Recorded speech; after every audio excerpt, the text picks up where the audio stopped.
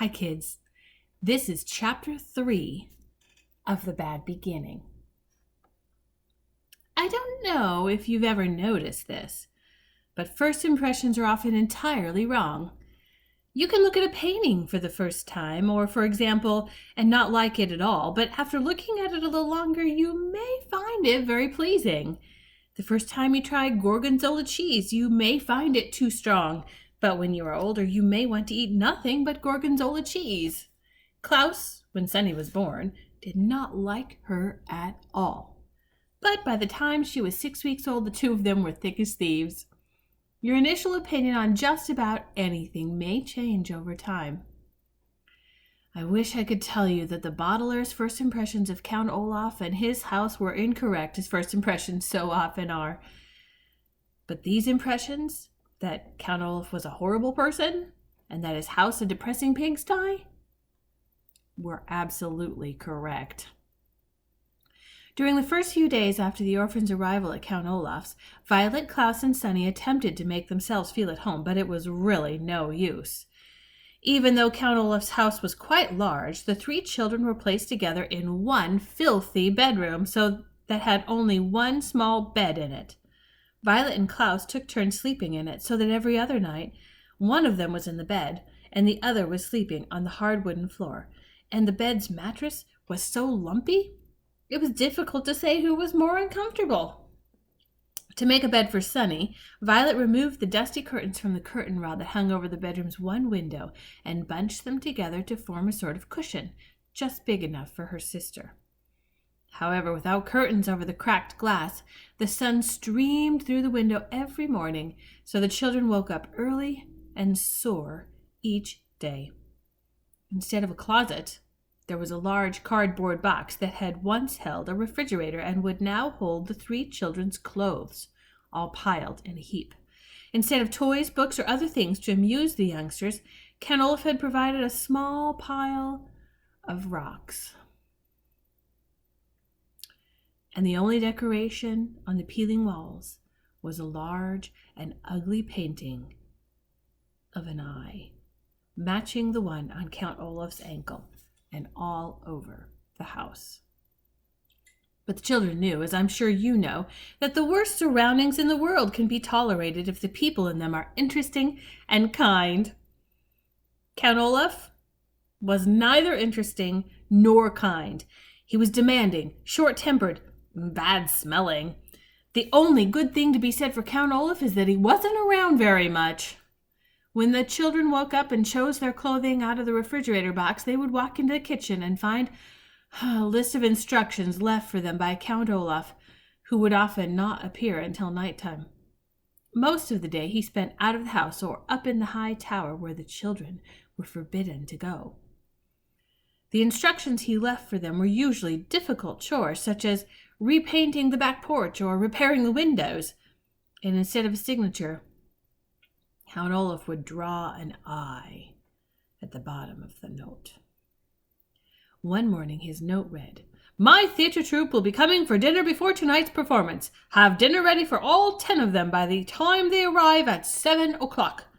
Buy the food, prepare it, set the table, serve dinner, clean up afterwards, and stay out of our way." Below that there was the usual "I," and underneath the note was a small sum of money for the groceries. Violet and Klaus read the note as they ate their breakfast, which was a gray and lumpy oatmeal Count Olaf left for them each morning in a large pot on the stove.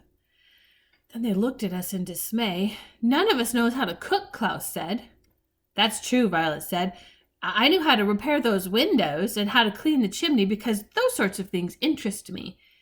But I don't know how to cook anything except toast." "And sometimes you burn the toast," Klaus said, and they smiled.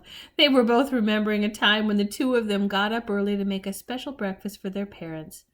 Violet had burned the toast, and their parents, smelling smoke, had run downstairs to see what the matter was.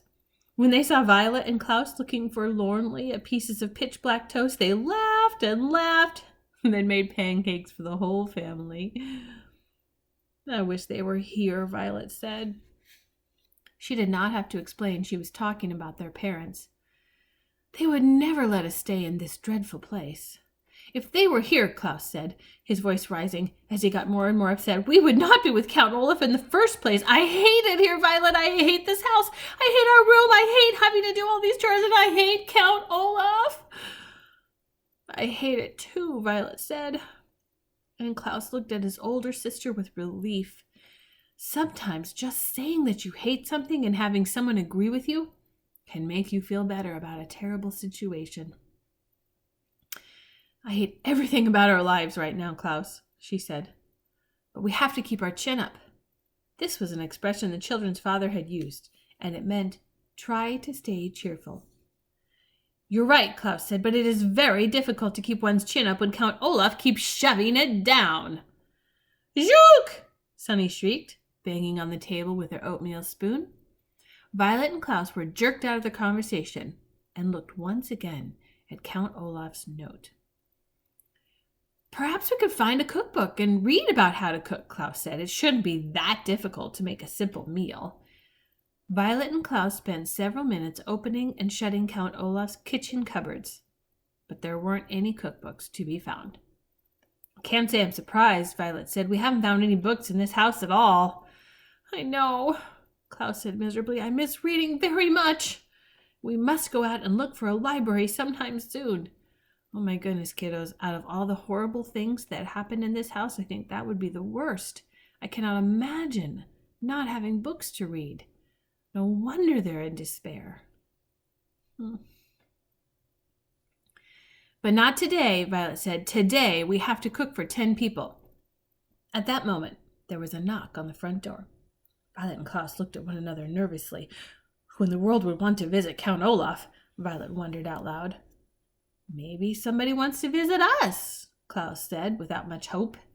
In the time since the Baudelaire parents' death, most of the Baudelaire orphans' friends had fallen by the wayside, an expression which here means they stopped calling, writing, and stopping by to see any of the Baudelaires, making them very lonely. You and I, of course, would never do this to any of our grieving acquaintances, but it is a sad truth in life that when someone has lost a loved one, friends sometimes avoid the person, just when the presence of friends is most needed.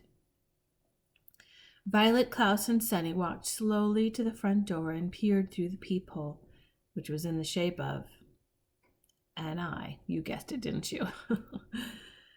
They were delighted to see Justice Strauss peering back at them and opened the door. Justice Strauss, Violet cried, how lovely to see you. She was about to add, do come in, but then she realized that Justice Strauss would probably not want to venture into the dim and dirty room. Please forgive me for not stopping by sooner, Justice Strauss said, as the Baudelaire stood awkwardly in the doorway. I wanted to see how you children were settling in, but I had a very difficult case in the High Court, and it was taking up much of my time. What sort of a case was it? Klaus asked. Having been deprived of reading, he was hungry for new information. I can't really discuss it, Justice Strauss said, because it's official business, but I can tell you it concerns a poisonous plant and illegal use of someone's credit card. Yikika! Sunny shrieked, which appeared to mean, how interesting. Although, of course, there's no way that Sunny could understand what was being said. Justice Strauss looked down at Sunny and laughed. Yikika, indeed, she said, and reached down to pat the child on the head. Sunny took Justice Strauss's hand and bit it gently. That means she likes you, Violet explained. She bites very, very hard if she doesn't like you, or if you want to give her a bath. I see, Justice Strauss said. Now then. I see, Justice Strauss said. Now then, how are you children getting on? Is there anything you desire? The children looked at one another, thinking of all the things they desired. Another bed, for example, a proper crib for Sunny, curtains for the window in their room, a closet instead of a cardboard box. But what they desired most of all, of course, was not to be associated with Count Olaf in any way whatsoever. What they desired most was to be with their parents again in their true home, but that, of course, was impossible. Violet, Klaus, and Sunny all looked down at the floor unhappily as they considered the question. Finally, Klaus spoke.